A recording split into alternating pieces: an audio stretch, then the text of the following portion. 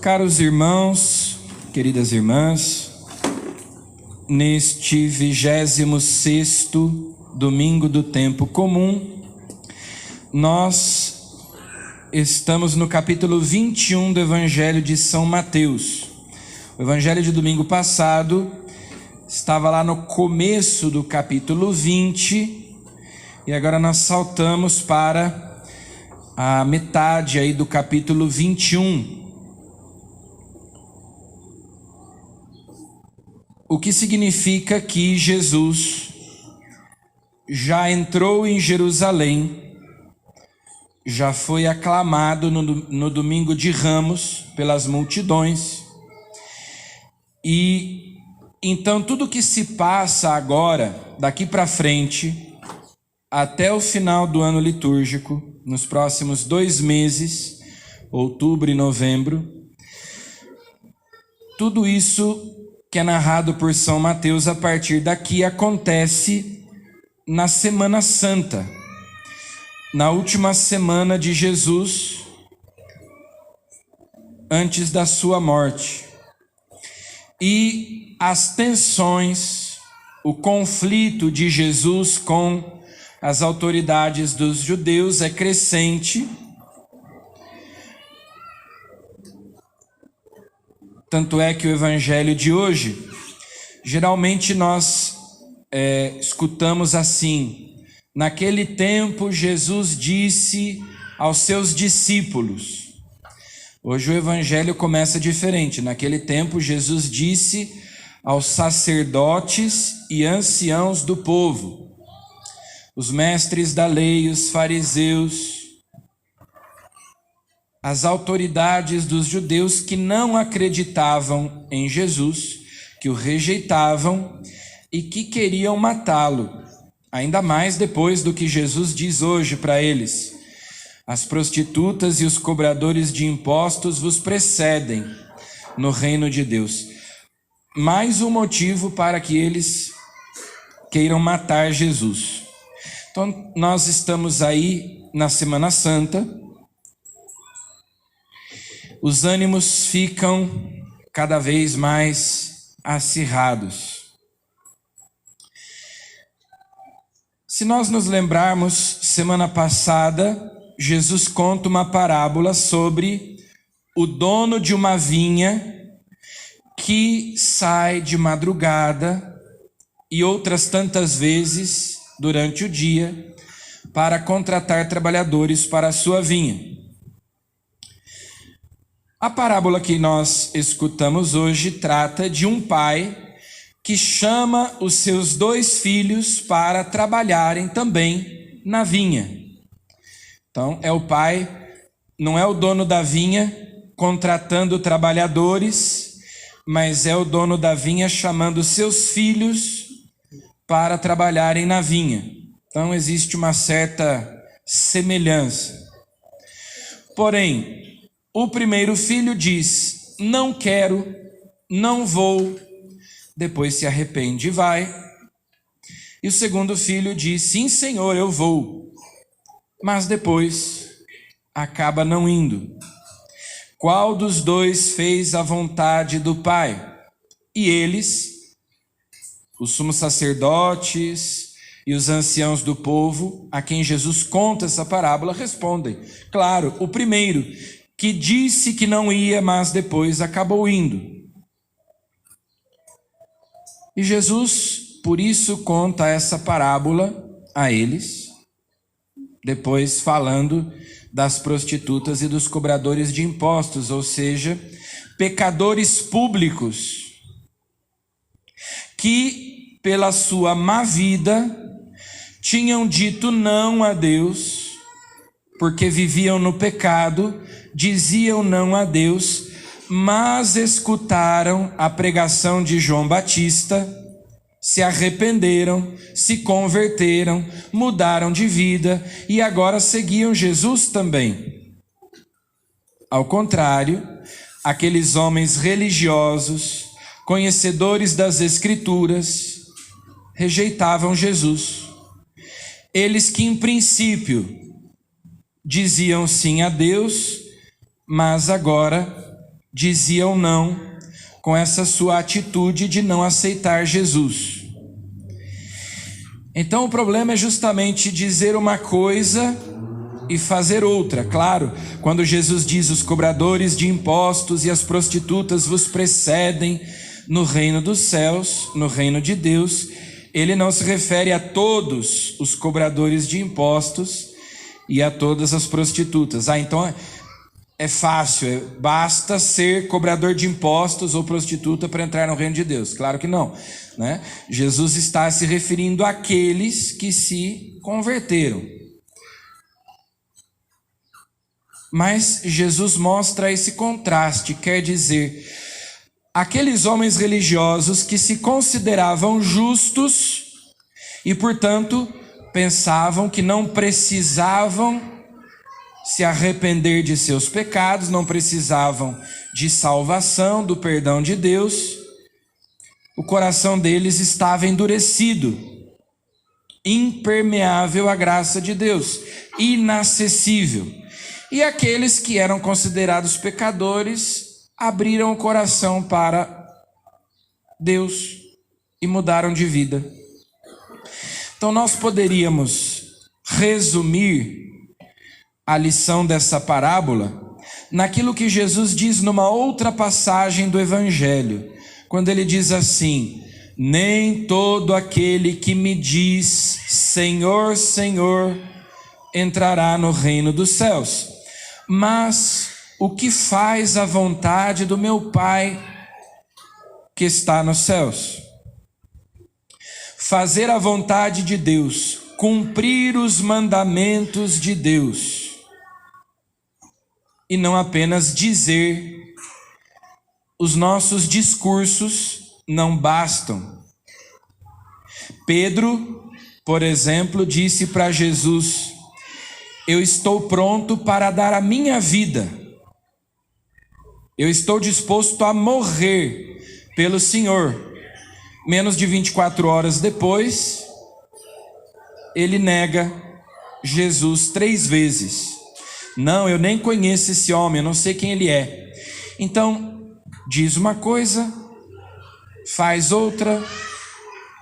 Jesus diz assim: muitos me dirão naquele dia, mas nós em teu nome pregamos, curamos, fizemos milagres, expulsamos demônios, e eu lhes direi: não vos conheço. Afastai-vos de mim, vós que praticais a iniquidade. Na última ceia, Jesus ensina para nós assim: vós sereis os meus amigos se fizerdes o que eu vos mando. Então nós não podemos dizer que amamos a Deus, como nos ensina também São João, na sua primeira carta. Nós não podemos dizer que amamos a Deus se nós não cumprimos os mandamentos, se nós não fazemos a vontade de Deus. E Jesus é a obediência encarnada, personificada. Eu vim fazer a vontade do Pai.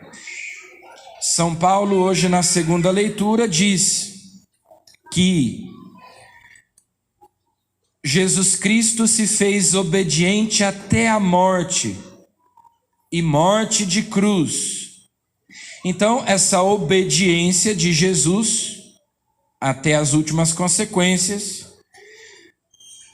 deve ser a nossa medida para nós também obedecermos. Não ama a Deus aquele que não cumpre os mandamentos. E até para cumprir os mandamentos é necessário que a gente conheça os mandamentos, né? Que a gente saiba quais são os mandamentos. Não tem como colocar em prática aquilo que a gente não conhece, aquilo que a gente não sabe.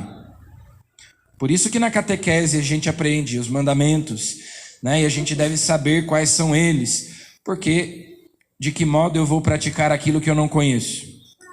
Fazer a vontade do Pai.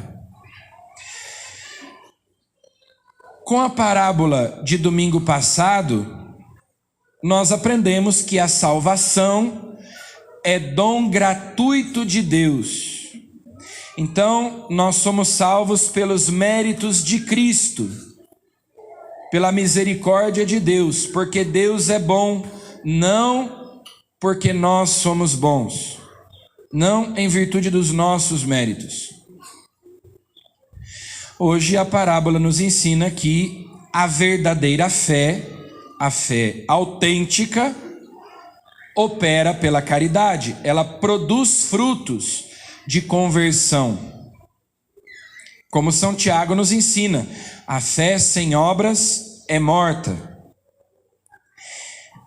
A fé católica nos ensina justamente que nós somos salvos pela fé, mas não sem as obras. Diferente do que os nossos irmãos protestantes dizem, somos salvos somente pela fé, sem as obras. Por isso é que Lutero, que dizia acreditar somente na Bíblia, quando a Bíblia discordava dele, então ele desprezava a Bíblia, né? Por isso ele considerava a carta de São Tiago, que diz que a fé sem obras é morta, uma carta de palha, ou seja, um livro ali de segunda categoria. Já que a Bíblia discorda de mim, então eu não acredito assim tanto na Bíblia, né? A verdade é essa. Essa é a mentalidade daqueles que dizem que acreditam só na Bíblia. Então sim, nós somos salvos pela fé, mas essa fé tem que ser operante, para ser autêntica. Não basta formular discursos bonitos, não basta eu ir diante de Jesus e dizer, mas eu sou católico, eu sou batizado, eu sou padre, como lá no Evangelho de São João, os sumos sacerdotes e os anciãos do povo diziam, nós somos filhos de Abraão. E Jesus diz para eles, até das pedras Deus pode fazer filhos de Abraão.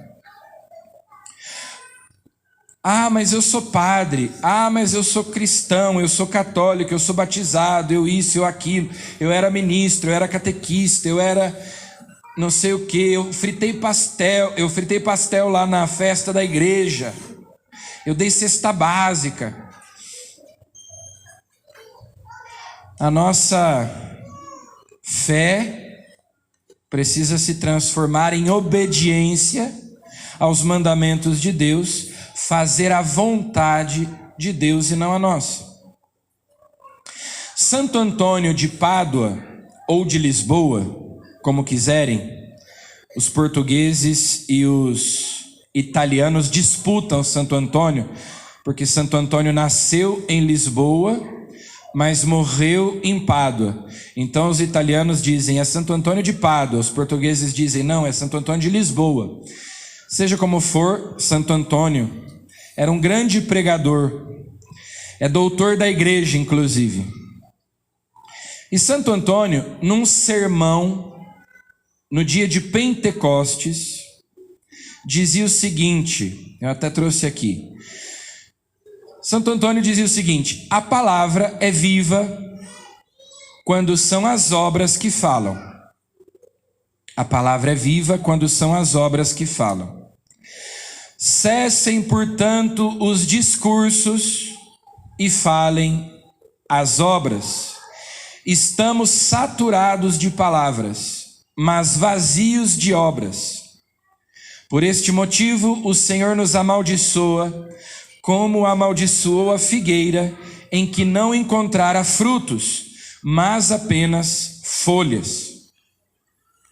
Então ele diz, nós estamos saturados de palavras, cessem os discursos, deixemos falar as obras. A sua fé é autêntica, é verdadeira, você ama de fato a Deus, então pare de tagarelar e demonstre com as suas atitudes. Mostre que você ama a Deus cumprindo os mandamentos. Não adianta eu dizer que eu amo a Deus, ah, meu Deus, eu te amo, se eu não cumpro sequer os mandamentos. Na primeira leitura de hoje, Deus diz pelo profeta Ezequiel: Quando um justo se desvia da justiça e pratica o mal e morre, é por causa do mal praticado que ele morre. Então alguém era justo, alguém fazia a vontade de Deus, cumpria os mandamentos. De repente ele muda de conduta e escolhe o caminho do pecado. Se ele persevera no caminho do pecado e morre, é por causa do mal praticado que ele morre. Quando um ímpio, um pecador, ao contrário, se arrepende da maldade que praticou e observa o direito e a justiça, conserva a própria vida. Em outras palavras, o que importa para Deus é o presente, é o hoje. O nosso passado não interessa, o futuro não existe. Na verdade, o passado não existe mais, o futuro ainda não existe, o que nós temos é o presente, é o hoje.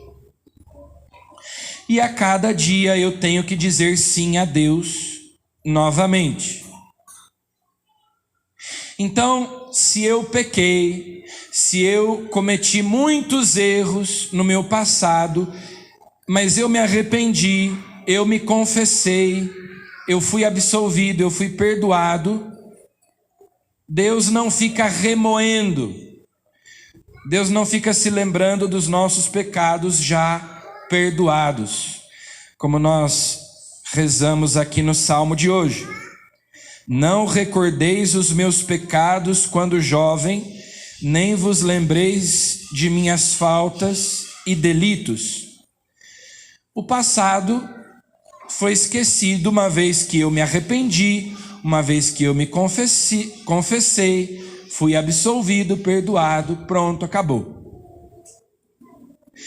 A mesma coisa vale ao contrário.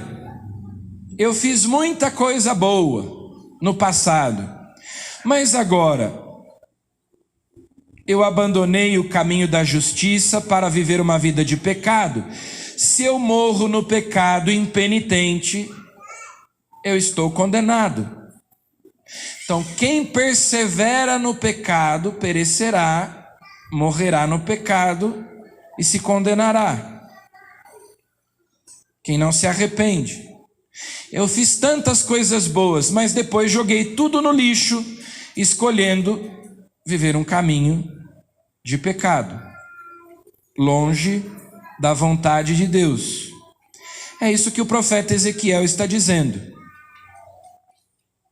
O passado não importa, seja aquilo que eu fiz de bom, seja aquilo que eu fiz de mal, porque eu tenho que dizer sim a Deus todos os dias, perseverar até o fim para ser salvo, perseverar no bem, não no mal, né? Por isso é que Jesus diz lá, olha, as prostitutas, os cobradores de impostos, erraram, pecaram, disseram não a Deus, mas depois mudaram de opinião, mudaram de vida. Vocês dizem sim a Deus, mas depois dizem não. Vocês prestam culto a Deus, vocês adoram a Deus, dizem palavras bonitas, oferecem sacrifícios, mas me rejeitam. A mim que sou a palavra encarnada de Deus, então de nada vale todo o bem que vocês fazem, uma vez que vocês me rejeitam. Então hoje nós pedimos a Jesus que nos dê uma fé viva, uma fé traduzida na vida, testemunhada no amor pelos irmãos. São Paulo diz na segunda leitura, tende em vós o mesmo sentimento que existe em Cristo Jesus. Ele, sendo Deus, se humilhou, se abaixou, se esvaziou de si mesmo, foi obediente até a morte, morte de cruz.